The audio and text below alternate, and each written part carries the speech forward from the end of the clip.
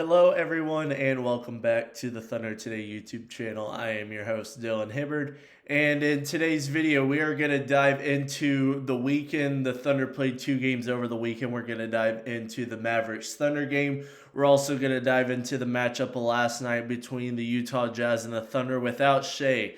And the Thunder still dominated the Jazz without Shea, so we'll talk about that. And then we'll talk a little bit at the end about some of the Giannis rumors and just what my thoughts are on with the Thunder side of things, with Giannis Antetokounmpo pretty much requesting that he wants out of Milwaukee and possibly a trade at the trade deadline or this offseason. But before we get in, don't forget to hit that like and subscribe button down below. It helps me and the channel out so much. So if you are a daily viewer and you love the videos, please consider hitting that like and subscribe button. But let's dive into it. We're going to dive into the game on Friday night. The Thunder defeated the Dallas Mavericks 132-111, and just another masterclass performance by the Thunder. Shea had 33. Chet and Jada both had 15 plus, and you had some other contributions from all around. And the Thunder were just able to dominate out there, and they were able to keep Anthony Davis on 1 for 9 shooting, 2 points, and really just Anthony Davis, one of AD's worst games that he's had. His worst scoring performance playing over 20 minutes in his career, that was with 2 points. So the Thunder defense continuing to show off, and even when you aren't fully healthy, being able to go out there and against a team like the Mavericks, who have won 4 out of their last 5 games, and the one loss being to the Thunder by 21 points, is kind of crazy to see. So it'll be interesting to see how the Thunder continue to build off of this one and how the Mavericks go about it. The Mavericks are kind of at that 11 to 12 seed right now, but I fully believe they can get into that play-in and be a part of the play-in tournament once they get Kyrie back. Once you get Gafford, Lively, PJ Washington, all those guys healthy, this team can be a lot more dangerous than what people remember. It's just going to be a big thing of, can the Mavericks stay healthy? But once again, this was just a game that the Thunder took care of business pretty easily. Shea didn't have to play the fourth quarter like we assumed. That's how you wanted it. Just Shea being able to drop 33 points on 95% true shooting in 3 quarters is just something that you don't say about really anybody across NBA history. So to say that Shea, you're going to be able to watch him in real time, is that just insane to say, and just be so grateful that you're able to see it in real time and him be on the OKC Thunder. But now we'll talk about this OKC and Utah Jazz matchup from last night. The Thunder were without a lot of guys. They were without Shea, Caruso, Dort, Isaiah Joe, and Hartenstein. So they were out without a good chunk of their team, but they were still able to go out there and win this one by 30. And this just goes to show how deep this Thunder team is, just being able to go out there and just really put it away from the start without Shea Gilgeous-Alexander, without Alex Caruso, Lou Dort, guys like that, Isaiah Hartenstein not out there, Isaiah Joe, your best shooter, not out there.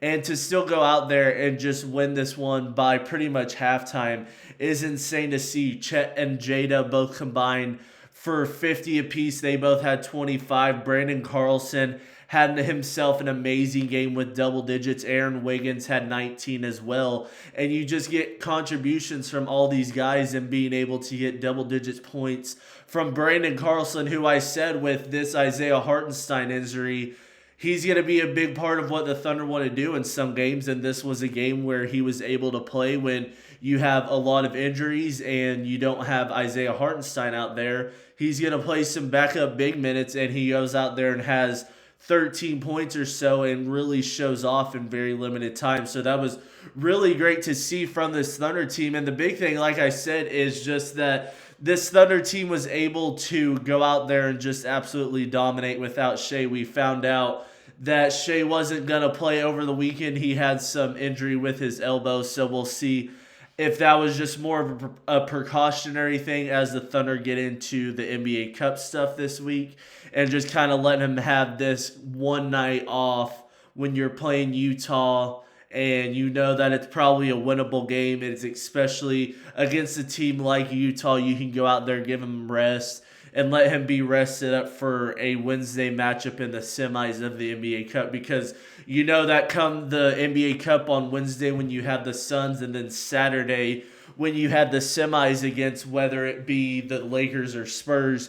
Both of those games are going to be really intense. The Suns played us very well. They had a couple guys out. If we can have Shea back, if we can get Caruso, Dort back, and Isaiah Joe and be healthy, feel confident about winning that one. And then you could possibly, a couple days later, run into Spurs. We'll see if Wemby's back. There's talks about him possibly coming back this week or next week. And if not, you get the Lakers in. The Lakers will definitely be looking for revenge. They're the 2 seed in the West right now. And we would just have to see how it goes. And another big thing taken away from this is the Thunder extend their winning streak to 15 games.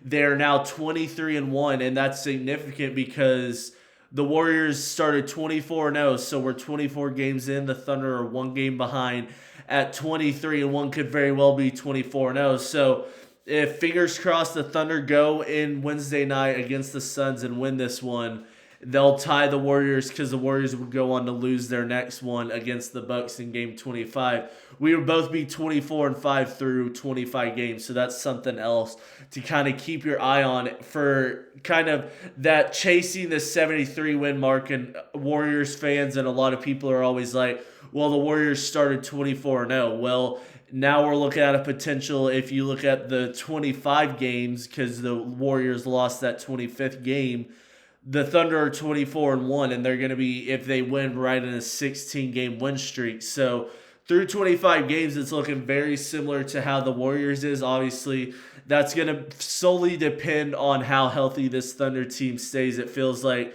whenever we can finally get one game where everybody plays together during that game or the next one, somebody gets a slight little bang-up or injury, and it kind of sets them back, which for the Thunder is not necessarily a bad thing. You continue to have guys get minutes, and you're so deep that a couple injuries here and there doesn't matter. But being able to have your whole team out there and just have everybody out there also helps the vibes and just allows the team to get that much better around each other, and it's just great for the team. But like I said, the Warriors record, definitely going to be watching out for that one as they get into NBA Cup play this week. But we'll wrap up the video talking about some of the Giannis Antetokounmpo stuff going on over the weekend. If you weren't listening or you were focused on football or whatever it was, Giannis has pretty much said that he wants out of Milwaukee, and it should be smart for Milwaukee to kind of trade him before his contract's up and all of that.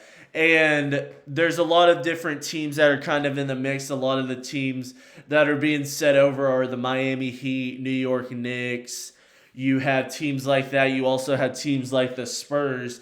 But the Thunder have also been kind of thrown in there as well, obviously, because realistically the Thunder still have probably the best package that you could put together for Giannis. And now, would the Bucks want Chet or J-Dub in that deal? If they asked, obviously the Thunder are saying no, but seen a lot of trade packages that include Hartenstein, Isaiah Joe, Kenrich Williams, maybe Topic or Sorber, and like 3 or 4 first-round picks. And obviously, I don't think the Thunder need him. I think the Thunder are in a spot, and I think most people have realized that the Thunder are not going to be trading just because he's making $55 million over the next 3 years per year, and that's just not how the Thunder are going to be able to do it with the second apron.